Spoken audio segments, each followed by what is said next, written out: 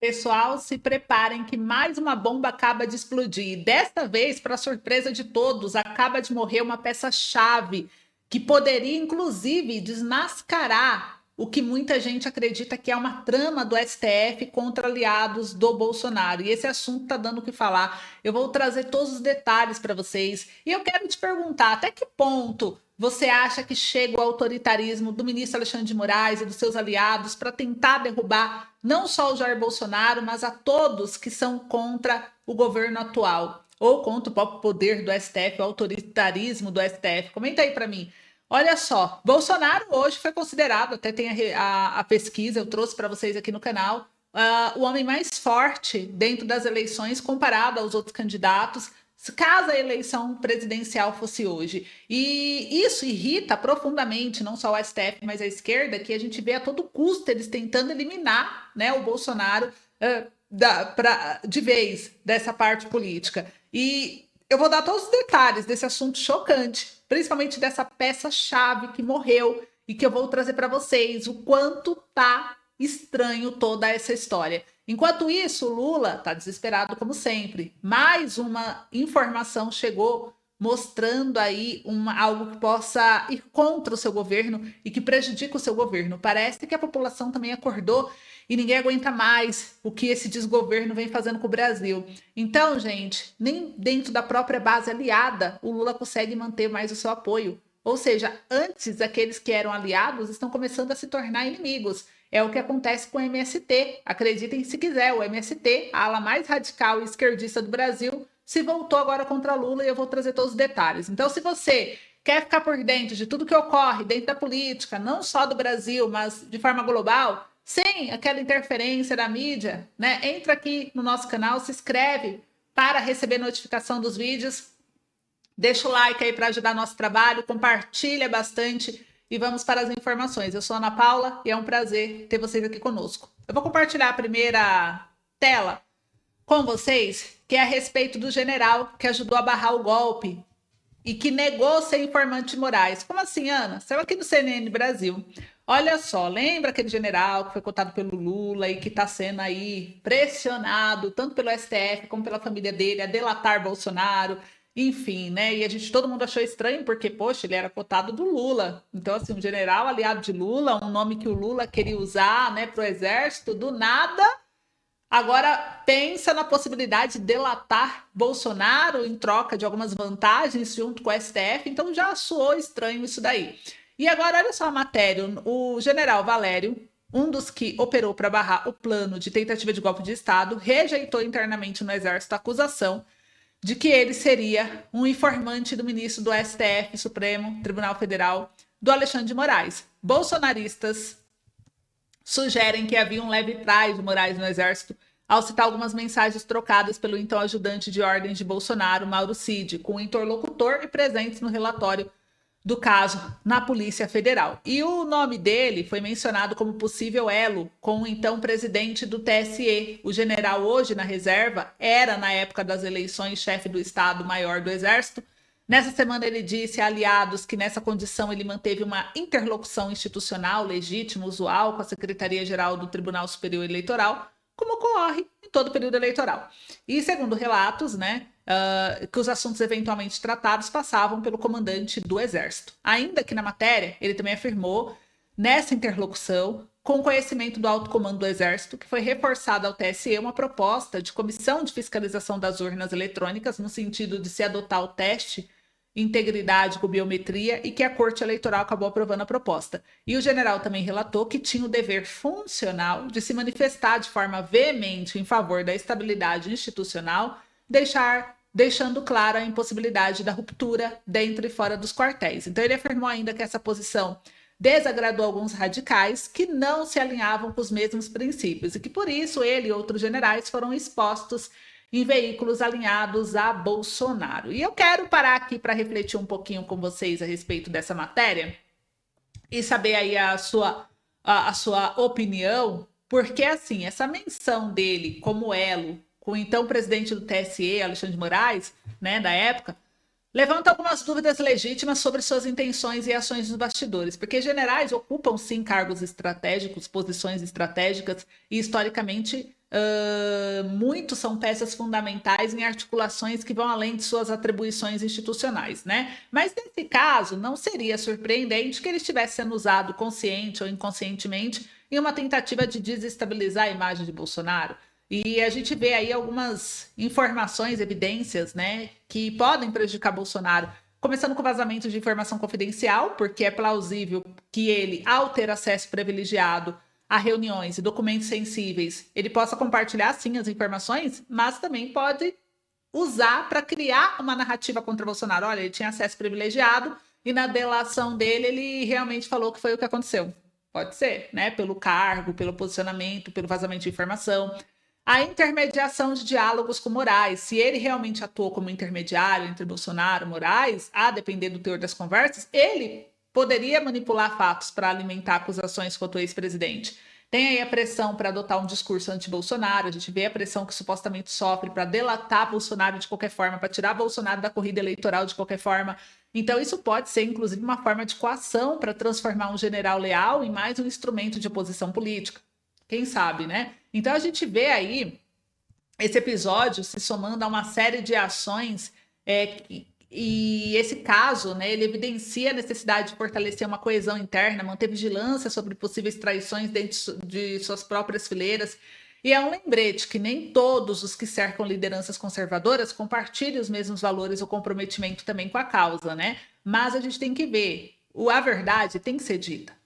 E tem que ser de fato exposta, tem que ser de fato investigada. Mas o problema é essa série de ações que parecem buscar não apenas deslegitimar Bolsonaro, mas também qualquer movimento que questione o atual governo, o ativismo judicial do STF. É isso que traz, né, essa pressão sobre figuras militares para entregar o ex-presidente a qualquer custo, reflete uma sensação de um ambiente de perseguição política. Então, a oposição é demonizado o tempo todo, qualquer narrativa que a favoreça é rapidamente silenciada ou invertida, então isso é o que preocupa. Concordam?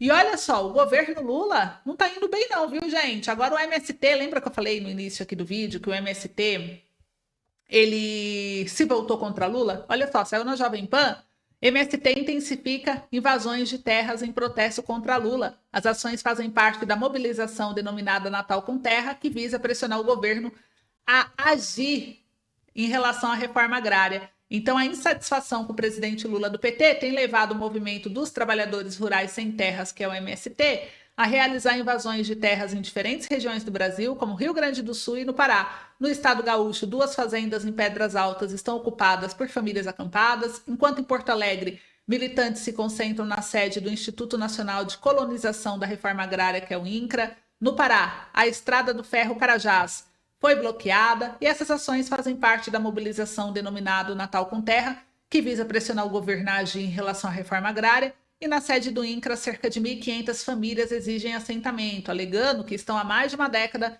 sem avanços nos processos de reforma agrária. Então, o INCRA, por sua vez, informou que aproximadamente 200 manifestantes estão acampados em suas dependências, mas não recebeu nenhuma pauta de reivindicação.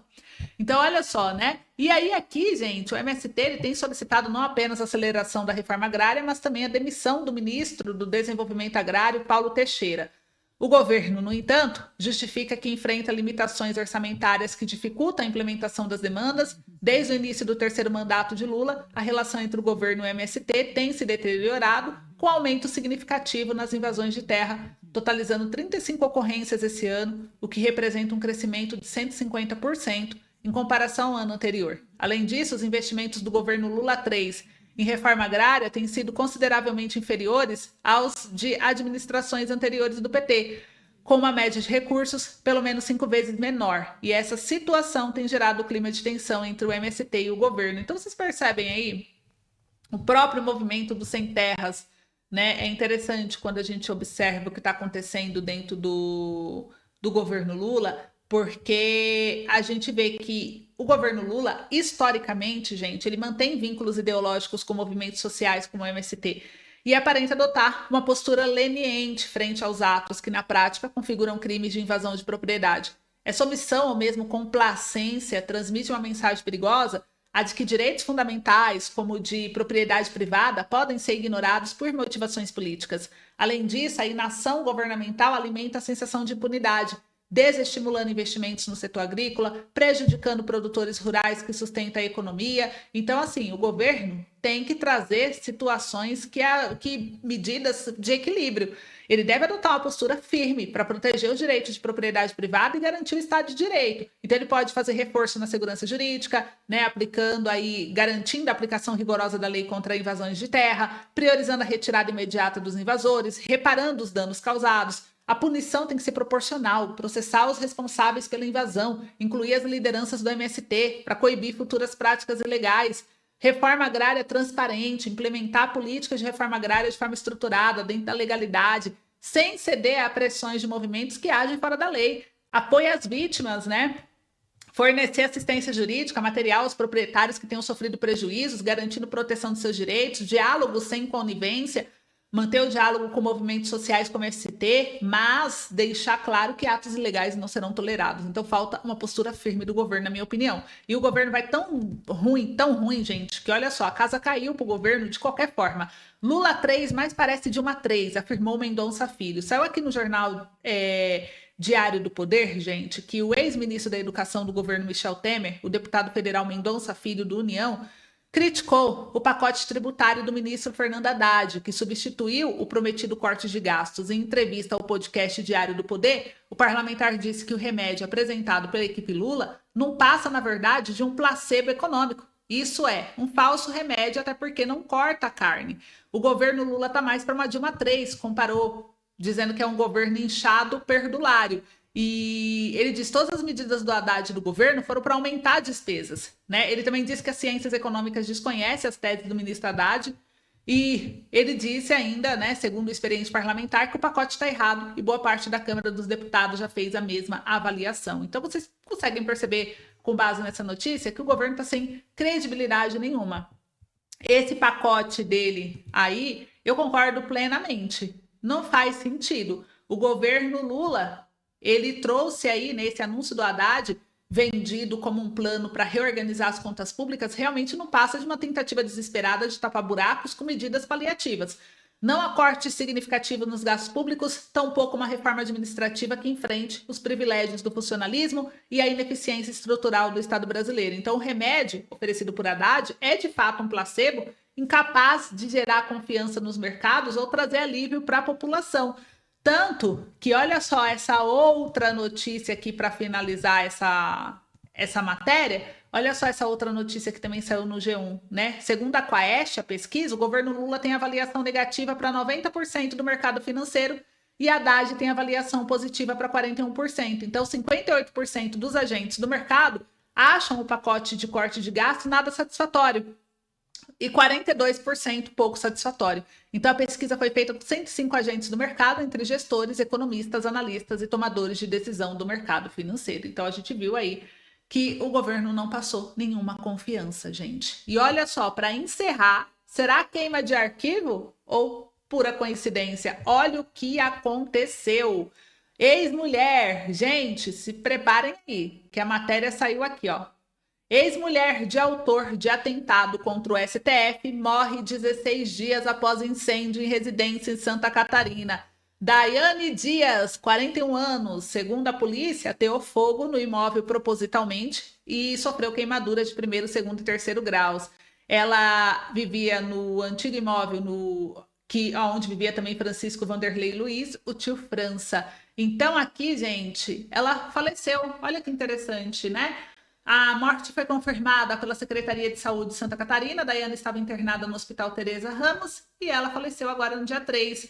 Então, vocês viram aí? Eles disseram que ela faleceu devido a complicações no seu quadro de saúde. Prontamente o óbito foi comunicado à família e acionada a Polícia Científica de Santa Catarina. E aí, olha só, né? O incêndio aqui na residência aconteceu na manhã do domingo, dia 17 de novembro, 4 dias após o ataque do tio França, apelido usado por ele nas redes sociais, na sede do STF. No dia seguinte ao atentado, 14 de novembro, ela foi ouvida pela Polícia Federal na investigação que apurou o ato.